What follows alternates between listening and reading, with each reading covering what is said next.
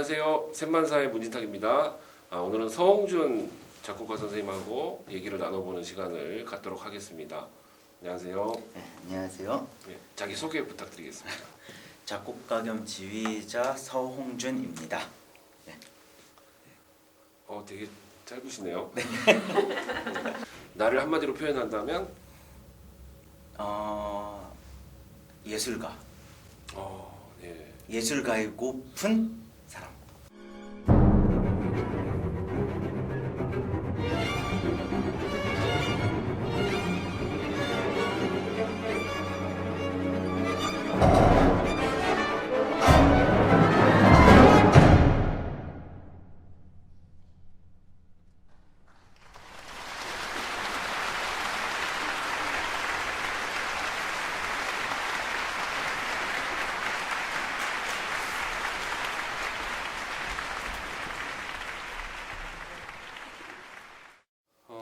요즘 어떻게 지내고 계세요? 모든 분들이 좀 비슷하실 것 같아요. 작년에 있었던 이제 코로나 팬데믹 사건 때문에 네.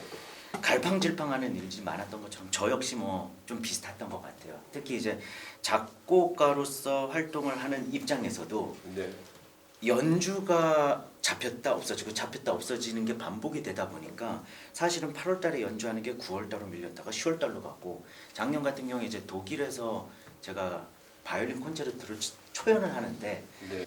갈 계획을 다 잡아놨다가 자가격리 기간이 2주에 2주 더 하고 갔다 오고 뭐 하니까 한 2달을 쉬어야 되는 입장이 돼버리더라고요.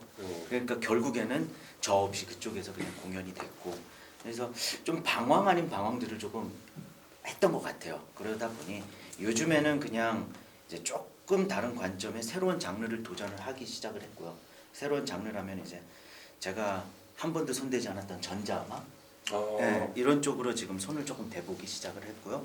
그 다음에 예전부터 관심이 많았었던 부분인데 행정학을 공부를 했었던 그게 있어서.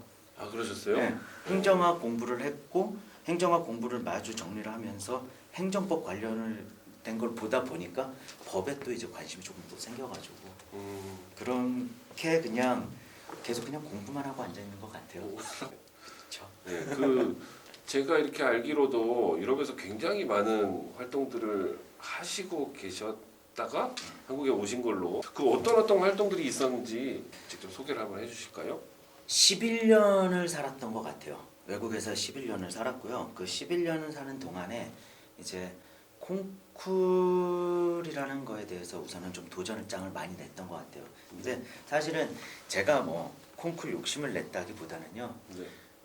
우연치 않은 계기에 콩쿨을 한번 냈었는데 순간적으로 들었던 생각이 이게 만약에 되면은 나는 그 나라를 놀러 갈 수 있고, 놀러 간 김에 공연도 하고 그리고 상금도 받으면 야 이거 괜찮다 하는 생각을 했던 것 같아요. 네, 그래서 여러 가지 다른 네, 욕심으로. 다른 욕심이죠. 콩쿨 상이라는 것보다는 여행을 가는데 어떤 목적성 있는 여행을 한번 가보자 하는 생각을 해서 콩쿨들을 이 나라 저 나라에 많이 보냈던 것 같아요.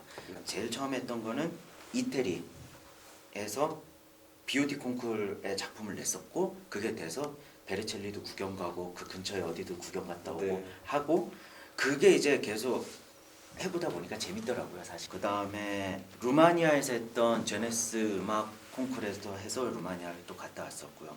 그리고 독일의 그 도이체 무직 라트라고 해서 독일 음악 협회죠 하는 작곡 콩쿠르에도 해서 베를린에 있는 콘체르트하우스 클라이네 홀에서 공연을 또 했었고요.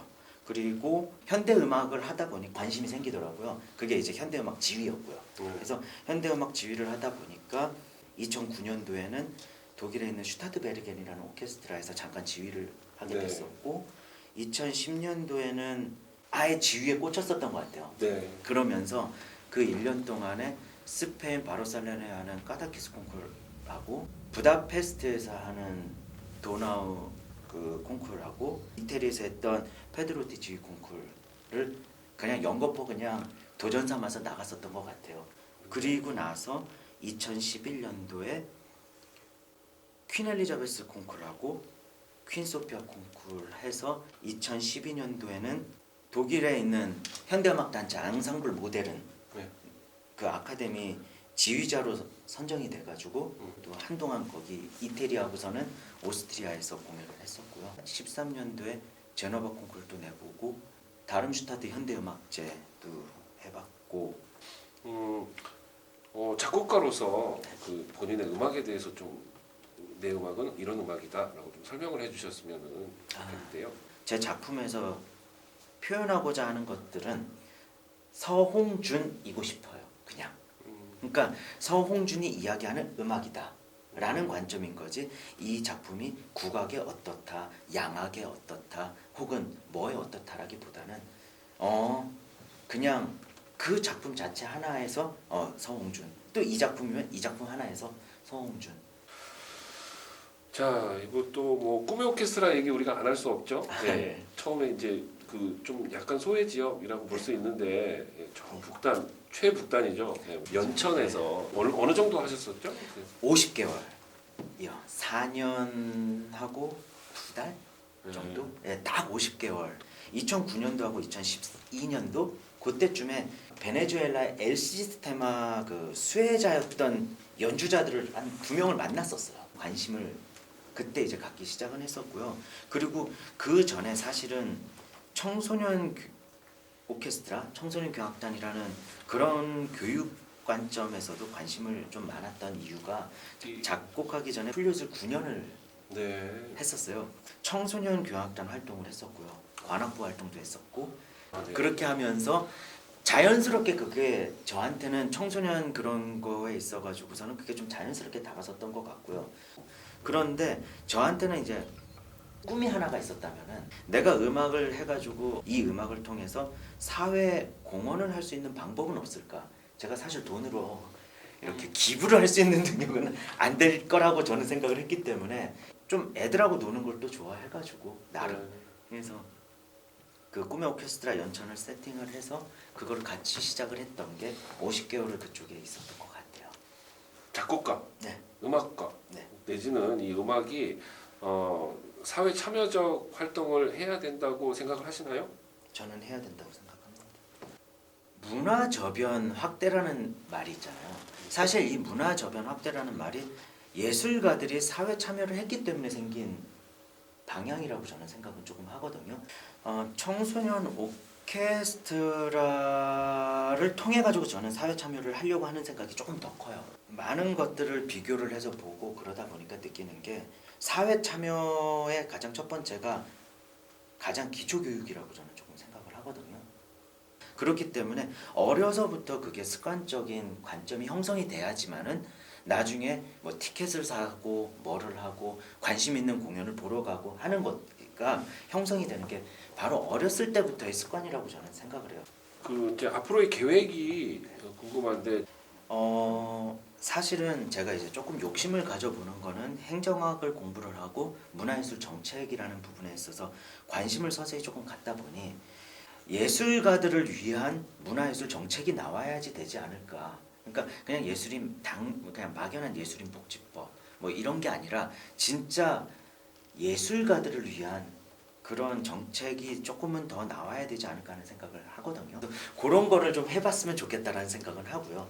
작곡가로서는 저는 그냥 그런 것 같아요. 계속 진화하는 작곡가, 뭔가 계속 발전하고 어디에 휩쓸리지 않고 계속 그냥 커가는 작곡가로서 성장을 계속하는 그런 작곡가가 됐으면 하는 생각을 합니다.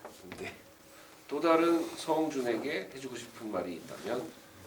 그 코로나로 인해 가지고서는 많은 예술가들이 힘들어지게 된 거는 사실인 것 같아요. 이게 전 세계적인 문제고, 이 전 세계적인 문제가 각 나라에 있는 모든 예술가들이 다 똑같이 겪는 것 같아요. 상황이. 이렇게 얘기하면은 제가 나쁜 사람이 될 수도 있지만은, 예술가가 되기로 결정한 이상 저희는 한 번도 편하게 살은 적이 없지 않았을까라고 이야기를 드리고 싶어요. 예술가라는 직업 자체가 노동이 될 수가 있고 노동이 될 수가 없고, 이게 참 50대 50의 이야기긴 하지만 저는 생각을 했을 때 우리가 예술가라면은 한 번도 편하게 돈을 번 적은 없지 않을까 하는 생각은 들어요. 희망을 조금 가지셨으면 좋지 않을까 하는 생각이 들어요. 그래서 예술가로서 살아간다는 것 자체가 항상 쉽게 돈을 벌고 쉽게 살지는 않았다. 우리는 원체 어렵게 살았다라는 생각을 갖고 끝까지 고군분투하면서 힘을 내주셨으면 좋겠습니다. 이게 기회일 수 있을 것 같아요. 저는 반대로 이 코로나가 기회가 된다는 게 뭐냐면은 그동안에 너무 내가 하고 있었던 한 분야만 바라보고 달려오셨었다면 이번 기회에 다른 분야, 예를 들어서 음악에 관련된 또 다른 분야에 넓게 눈을 넓힐 수 있는 여유적 시간이 되지 않을까 하는 생각을 조금은 합니다. 그래서 제가 전자음악 돌려 한번 네. 시도를 해본 것처럼 약간 그런 관점으로서, 그리고 예술가들은 우울하면 안 된 것 같아요. 절대 안 된다고 저는 생각을 하는 게, 예술가들이 우울해지면은 정말 그 나라의 문화는 우울해질 수밖에 없는 것 같아요. 그러니까 예술가들은 사실 다른 사람들이 보면 그런 얘기 하잖아요. 야, 쟤는 4차원이야. 그럴 수밖에 없는 것 같아요.